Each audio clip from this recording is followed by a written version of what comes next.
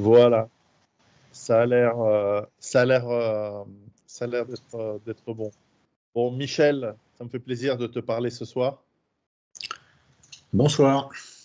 Alors, on est en petit comité, comme je te l'ai dit.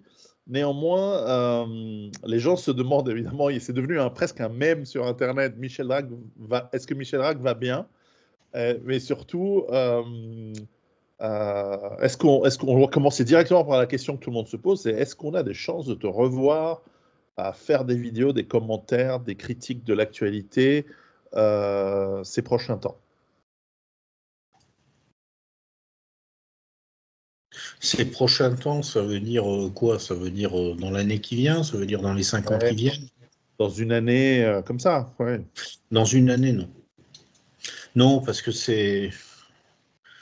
Si tu veux, j'ai une vie, j'ai un boulot, j'ai une famille, et je suis sûr que dans l'année, et même les 2 années qui viennent, je vais être pris par ces trucs-là.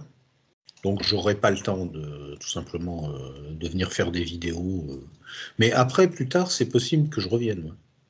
Que je fasse un comeback, tonitruant. Michel Drac revient, il n'est pas content, mais dans quelques années seulement. Pas tout de suite.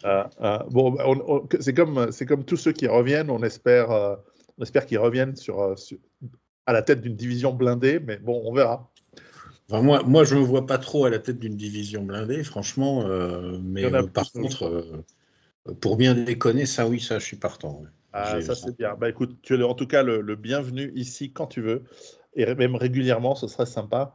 En tout cas, oui, on en discutait en off avant de commencer. Tu as toujours quelques livres dans les tiroirs, et ceux qui sont sortis, les derniers, voire Macron, Triangulation, etc., étaient, voilà, avec du recul, extrêmement ont bien vu certains des aspects de ce qui se passe en ce moment. Comment tu vois? On va commencer par la France, mon pays voisin du mien et où tu habites.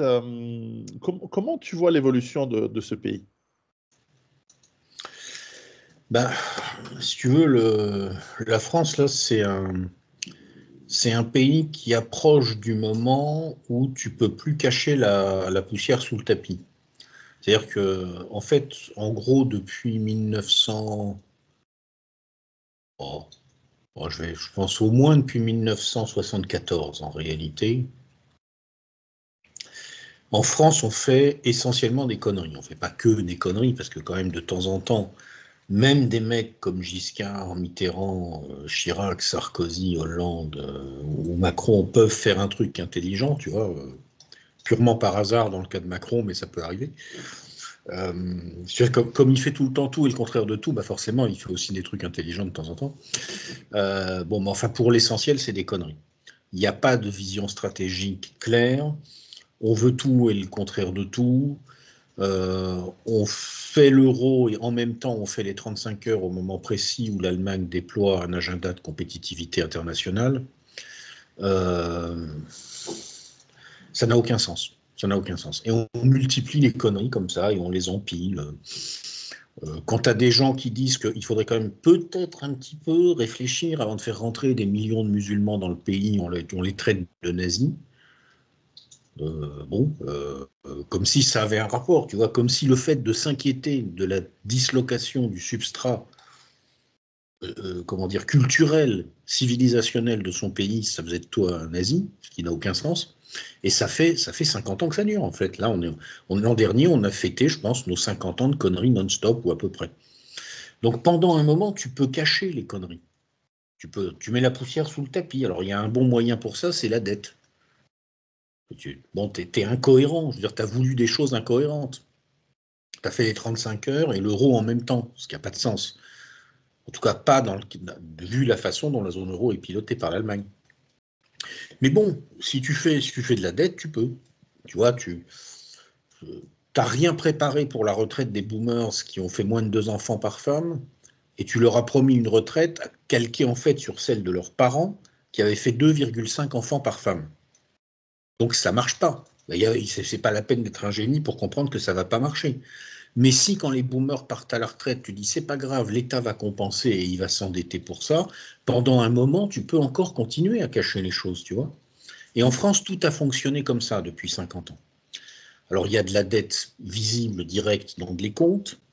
Il y a de la dette cachée parce qu'il y a un énorme hors-bilan dans les comptes publics français. Il y a la dette, si tu veux, qui n'est même pas comptabilisée en hors-bilan parce qu'en fait, elle correspond à des investissements qu'on sera obligé de faire un jour pour rattraper tous les investissements qu'on n'a pas faits depuis des décennies. Donc, bon, à la fin, tu arrives au moment où tu ne peux plus cacher tout ça parce que il faut quand même commencer à rembourser ta dette, surtout quand les taux d'intérêt remontent. Parce que bah, les mecs, ils partent vraiment à la retraite. Ces comptes boomers, ils n'ont pas eu le bon goût de mourir tous avant de partir à la retraite. Donc, bon, tu as le nombre de retraités qui explose. Parce que les investissements que tu as différés en réalité, ou fait de travers pendant des décennies, bah, il y a un moment, bah oui, il faut les rattraper. Donc, cette espèce de, je ne sais pas si on peut parler de dette, mais de dépenses rendues inéluctables à terme, elle arrive, il faut la faire. Et là, tu es coincé. Et là, on atteint le point, tu peux plus là, tu peux plus mentir, tu vois.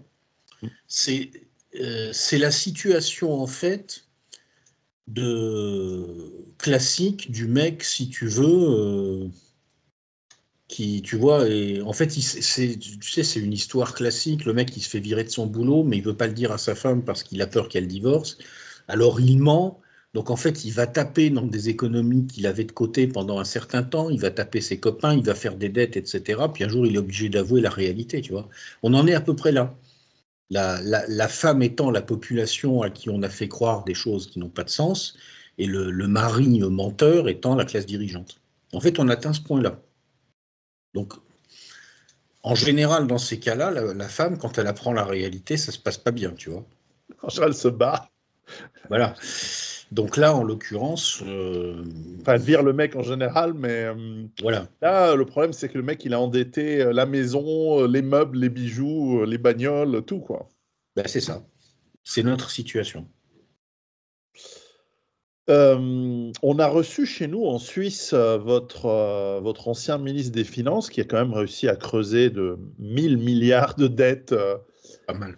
Le truc qui est assez marrant, c'est que tu voles une mobilette, tu te fais gauler.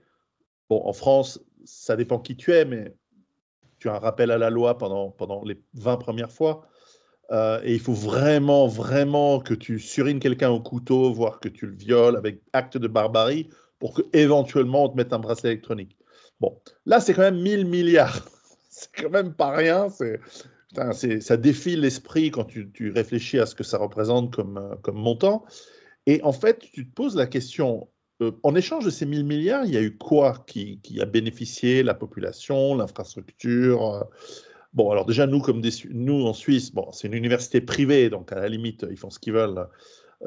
On est assez con de l'accueillir, mais normalement, c'est des gens que tu accueilles avec à jet de pierre ou avec du goudron et des plumes, tu sais. Moi, c'est la question que je me suis posée. Ça, je me suis pas demandé pourquoi il se barrait en Suisse, mais je me suis demandé pourquoi vous le preniez, honnêtement. Ouais, alors c'est une université privée, enfin, qui est quand même financée un petit peu par de l'argent public, mais très peu en Suisse, évidemment. Mais ouais, c'est que le mec, il a un CV. Alors, c'est peut-être pour la littérature. Je ne sais pas s'il donne des cours de littérature ou d'économie, mais en tout cas, il a de l'expérience, visiblement. Comment, comment Mais justement, là, cette dette, alors, on a bien compris que ça a payé tout et son contraire. Mais là, depuis quelque temps, c'est parti en exponentiel parce que c'est vraiment ces 6, 7, 8 dernières années où c'est parti en courbe de hockey quasiment verticale et ça n'arrête pas. Et en fait, on se pose la question, les impôts sont à 60%, en gros, c'est une des fiscalités les plus élevées du monde. Et en fait, il y a quoi comme contrepartie? Enfin, c'est où est parti l'argent, à ton avis? Alors, En tout cas, les 10 dernières années. Avant, on a compris, c'était effectivement acheter la paix sociale, les allocations, faire du socialisme. Mais alors, aujourd'hui, il n'y a même plus les grands travaux, il n'y a même pas les lignes de TG. Enfin, il n'y a rien qui marche, en fait.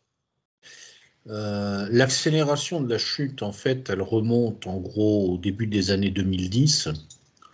Et c'est assez frappant de voir que c'est contemporain du départ à la retraite des baby boomers. C'est-à-dire que tu as une... comment dire, la France avait touché un gros dividende démographique dans les années 60-70, quand les boomers étaient rentrés sur le marché du travail. Mais évidemment, 40 ans plus tard, eh bien, elle va devoir rembourser ce dividende démographique, puisque la génération dont les parents avaient fait 2,5 enfants part à la retraite. Et par contre, derrière, ceux qui arrivent, bah, c'est les enfants d'une génération dont les parents n'ont fait qu'un peu moins de 2 enfants et qui eux-mêmes ont fait un peu moins de 2 enfants, tu vois. Donc, et donc, il y a une accélération de la chute à ce moment-là, je pense pour des raisons démographiques. Le contre-choc de l'arrivée des boomers, c'est une première chose. Je pense qu'il y a une deuxième chose aussi, c'est que, en fait, si tu veux, une curiosité de la société française, c'est que